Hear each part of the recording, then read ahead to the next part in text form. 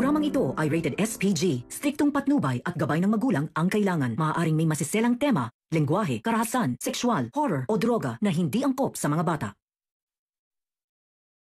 Nalagay sa peligro ang buhay ni Annalyn. Alamin natin. Welcome back sa aking channel. Mga kaganapan sa abot kamay na pangarap. Napaka-intense nga ng mga kaganapan sa abot kamay na pangarap. Tuluyan na ngang nabaliw si Doc Carlos dahil ilalagay raw niya si Annalyn sa loob ng drum para maitago dito kay Dax dahil hindi raw papayag si Doc Carlos na masaktan ni Dax si Annalyn. Bagay naman na kinontra ni Annalyn dahil matagal na raw patay si Dax kaya pinaglololoko na lang raw ni Doc Carlos si Annalyn. Pero pinanindigan pa rin ni Doc Carlos ang gusto niyang mangyari. Kaya itinayo niya si Annalyn para dalhin na sana sa loob ng drum. Samantala, si Doc Jerry na nga ang naging susi para matunton ni Doc Kim ang lungga ni Doc Carlos. Dahil sa pagsunod ni Doc Kim kay Doc Jerry, sinubukan na rin kumbinsihin ni Doc Jerry si Doc Carlos na ibalik na si Annalyn kay Lynette. Ngunit nahihibang na nga si Doc Carlos. Pinaniwalaan ni Doc Carlos na buhay pa si Dax at baka saktan si Annalyn at Lynette. Kaya hindi niya raw po pwedeng pakawalan si Annalyn. Sinubukan na rin agawin ni Doc Cherry ang baril kay Doc Carlos dahil ayaw pumayag ni Doc Carlos na pakawalan si Annalyn. Ngunit napatumba lang siya ni Doc Carlos at nawala ng malay si Doc Cherry. Kaya si Doc Kim na lang sa ngayon ang pag-asa ni Annalyn para maligtas siya sa kamay nitong si Doc Carlos. Sa Apex, dahil narinig ni Lynette na may kausap si Zoe sa cellphone at iyak ng iyak, ay tinawag pa nitong dad ay buong akala ni Lynette ay si RJ ang kausap ni Zoe sa cellphone. Kaya sinabi ni Lynette kay RJ kung may problema ba silang dalawang mag-ama. Dito na nga sinabi ni RJ na hindi niya nakausap si Zoe sa cellphone at hindi pa sila nagkakausap ni Zoe ngayon. Nagtataka si Lynette kung sino kaya ang kausap ni Zoe na tinawag niyang dad kung hindi si RJ ang kausap niya. Kaya minabuti ni RJ na hanapin si Zoe para itanong kung ano ang problema niya at bakit umiiyak ito nang makita siya ni Lynette. Naabutan ni RJ na magkausap si Zoe at Morgana. Diretsahang tinanong ni RJ si Zoe kung ano ang problema niya dahil narinig raw ni Lynette na may kausap si Zoe sa cellphone at umiiyak pa daw siya. Dagdag pa ni RJ na tinawag pang dad ni Zoe ang kausap niya. Nagpalusot si Morgana dahil hindi na makapagsalita si Zoe sa sobrang kabang nararamdaman niya. Samantala, dahil sa katigasan ng ulo ni Zoe, na nagpupumilit nga si Zoe na puntahan si Doc Carlos para iligtas si Annalyn ay pinosas na siya ni Morgana kay Olga sa upuan para sigurado raw na hindi na makakaalis pa si Zoe at hindi na makakapunta pa kay Doc Carlos.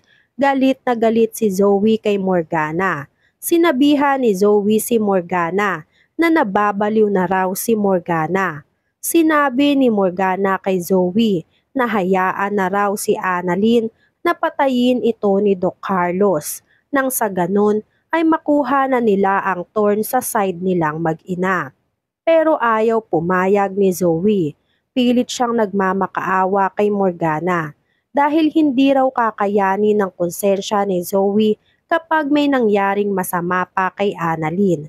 Kaya kailangan niyang puntahan si Annalyn bago pa mahuli ang lahat. Pero hindi siya pinakinggan ni Morgana at hinding-hindi raw papayag si Morgana na isakripisyo ni Zoe ang sarili niya para lang kay Annalyn. Sa hideout ni Doc Carlos, sinubukan iligtas ni Doc Kim si Annalyn sa kamay ni Doc Carlos. Nakita ni Doc Carlos si Doc Kim at hinawakan ni Doc Carlos si Annalyn sa leeg at tinutukan ito ng baril. Pilit namang pinapakalma ni Doc Kim si Doc Carlos na wag raw sasaktan at babarilin si Annalyn. Maya-maya nga ay biglang dumating si Doc Cherry. Dahan-dahan niyang inagaw kay Doc Carlos ang baril na hawak nito. Hinawakan ni Doc Cherry si Doc Carlos at sinabihan si Doc Kim na itakas na si Annalyn. Hinagis ni Doc Cherry ang susi ng sasakyan niya para ipagamit kay Doc Kim at Annalyn. Nang sa ganon ay makatakas na sila kay Doc Carlos. Sa hindi inaasahan na pagkakataon, nakapigla si Doc Carlos kay Doc Cherry at naagaw ang baril sa kanya. Palayo na sana si Annalyn at Doc Kim nang barilin ni Doc Carlos si Annalyn sa likod habang nakatalikod ito patakas. Natumba si Annalyn sa pagkabaril ni Doc Carlos. Sinubukan ni Doc Kim na itayo pa si Annalyn. Samantala, nakaramdam ng biglaang kaba si Lynette. Naramdaman ni Lynette na mukhang may nangyaring masama sa anak niyang si Annalyn. Kaya pinipilit niya si RJ na si Lynette na ang gagawa ng paraan para mailigtas ang anak nilang si Annalyn. At ang paraan na naisip raw ni Lynette ay tawagan itong si Doc Carlos para utuin si Doc Carlos na pakawalan na ang anak niyang si Annalyn. Papaniwalain raw ni Lynette si Doc Carlos na mapapatawad na niya si Doc Carlos. Pero tutol si RJ sa gustong gawin nitong si Lynette. Dahil ayaw raw ni RJ na dalawa pa sila ni Annalyn na makuha ni Doc Carlos. Kaya nagtalo si Lynette at si RJ.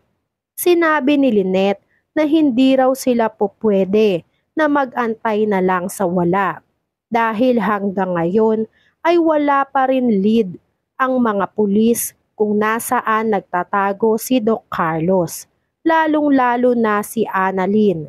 Kaya kailangan na raw ni Lynette na kumilos at gamitin ang kahinaan ni Doc Carlos. Nang sa ganon ay ibalik sa kanya si Annalyn ng buhay. Hindi alam ni RJ kung papayag ba siya sa kagustuhang mangyari ni Lynette, pero sadyang makulit at mapamilit si Lynette. Alang-alang sa anak niyang si Annalyn ay gagawin niya ang lahat kahit sarili niya pa ang isakripisyo niya. Kung yun nga lang raw ang tanging paraan para mabalik sa kanila ang anak na si Annalyn. Sa pagkabaril ni Doc Carlos kay Annalyn, hindi na naman alam ni Doc Carlos kung ano ang gagawin niya. Dahil napapakinggan na naman ni Doc Carlos ang bulong ni Doc sa kanya, na tama lang raw ang ginawa niya kay Annalyn. Ano kaya ang gagawin ni Doc Carlos kay Doc Cherry at kay Doc Kim? Ano kaya ang mangyayari kay Annalyn? Yan nga ang mga kaganapan at mga dapat nating abangan dito sa Abot Kamay na Pangarap. Kung gusto nyo pa ng mga ganitong klaseng video, ay mag-subscribe at i-like itong video na to. Maraming salamat po. I got you!